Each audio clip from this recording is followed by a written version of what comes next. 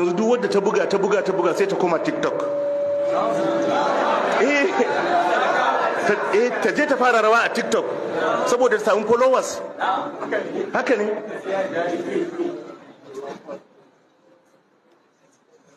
Ta yi wannan shaharan da ba zai amfane ta a duniya ko a lahira. Haka ne.